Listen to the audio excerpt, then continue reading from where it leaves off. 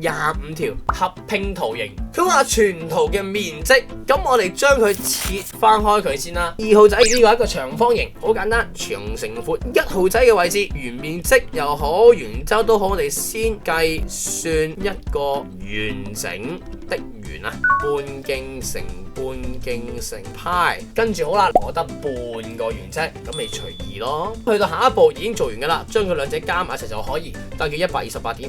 如果計算周界嘅話呢，直線加曲線，嗱唔該，呢個係你要做嘅步驟嚟嘅，唔係我俾你睇嘅筆記啊。你分清楚邊啲叫筆記，邊啲叫步驟。呢個係我想你做嘅時候，你自己會寫落去，跟住對翻住佢抄10米加5米加5米半圓，直徑乘派先再乘翻1/2。你咁樣就計到成個圓周噶啦。所以唔該，你有個 step 喺度的話呢，就易做好多。其實數學科呢，對比起中文科、英文科嚟講啦，我覺得數學科係簡單得多啊，因為你可以跟步驟去做，你逐步去處理噶嘛。你中英文科你仲閱讀理解唔通，你下下同我講話咩啊？直線加曲線啦，你抄唔到落去噶嘛？唔係嘅咩？唔認同啊？